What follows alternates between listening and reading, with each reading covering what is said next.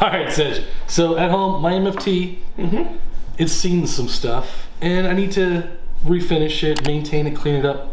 What's the best way to start? Okay, one of the things I always do is I check to see if it's still dead flat. In other words, do you have a lot of cuts in yours? Mostly in this area. Yep. But not so much in the middle. Yep, I don't have any cuts on this. I use a lot of stickers, so I put my, but I think that's the cut you made right there. Probably. Okay, so I have a process that I step through, and I always just inspect and go, okay, I gotta take away some few scuffs here. That's raised ever so slightly. Somebody probably put a beverage on there. But you know what? I don't have to take it down that much. Okay. If I got a lot of heavy wear and tear on there, I'll sand it out with, I'll probably start with like 80 grit, go to 120 and 150. But if we feel this really quick, I think we'll just sand it with 150 grit. Okay. And then I'll show you how to finish it. Sounds good. I think we should select, oh look, it's a Rotex RO150. So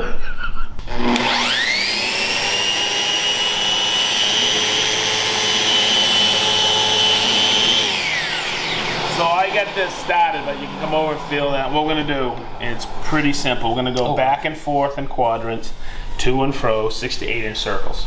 Okay. But I think you should enjoy the fun. Here you go. Everybody loves sanding. That's it.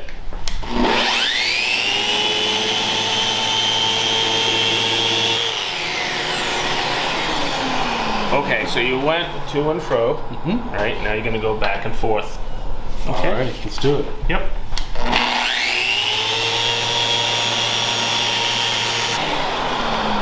Okay, so we went back and forth, to and fro. And do 6 to 8 inch circles. Why do we do that? To remove any of the swirl marks that went in this direction or this direction. No. No. Okay, it's not about swirl marks. You're doing what is called a crosshatch pattern. Okay. And you think you're getting the perfect overlap. I can't do a perfect overlap, okay, of the pattern. So what happens if, and I know this is an MDF top, but if you rake a light, you'll see where there's little areas that you missed. Okay. So this, and I'll just show you how it works.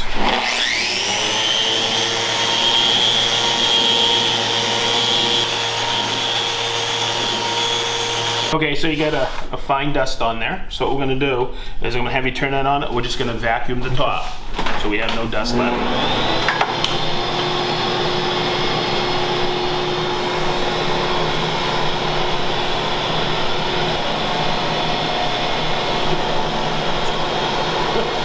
Do a final wipe down with a microfiber rag. And you may ask, why didn't you just blow it off with some compressed air?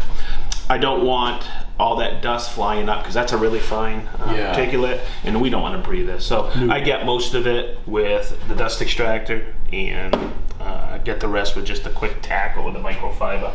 We try to be dust free here. Absolutely. Okay, ready for the next step? Yes. Good. All right, what's next? Okay. What I always like to do, because we're going to be using a shellac seal coat, I'll show you that in a minute, for the top. What I want to do is protect the V channels, the aluminum extrusion right here on the MFT. And I'm just going to I'm not going to be overly particular on this, but I'm just going to do some blue tape like this. Okay. And this just warns me, kinda, about how to, that I got to be careful when I get to the edges with the shellac. Break it, perfect. It just kind of signals in my head that I gotta be careful around the edges. Makes sense. I don't block the holes or anything like that because the shellac just dries really, really quick. Okay. All right. Doctor? Doctor. Okay, so what we're gonna do is we're gonna use today, this is Bullseye, it's a Zinza seal coat. And it's a lighter cut of shellac. We've used it, we've actually cut this in the wash coat basics. Oh yeah. 50-50. And what we're gonna do is we're gonna suit up here. I've already stirred it up, but I'm gonna open it up like this. Stir it up. Okay. Now, what's nice about this, I'll just set this aside, is I'm gonna use chip brushes because guess what? I'm gonna throw these away after. I'll have you start on that side, but when we start with this, look, I don't want to say there's no rhyme or reason, but I'm just going to take it like this, and that's all we're going to do. Because this stuff flows beautifully, and that's all, and we're just going to put the shellac on the top here. I am careful, Big D, around the holes. Okay. I just don't want a lot of drip through, but it's spare. And you're going to look, see this right here? It's already starting to dry. That's how great shellac is. You try not to overlap, but it's okay if you do. It's a work table. And just don't get too much in the holes.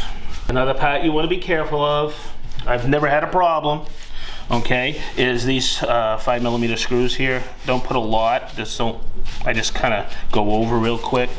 Okay. Okay? I've never really had a problem. This never happens to me.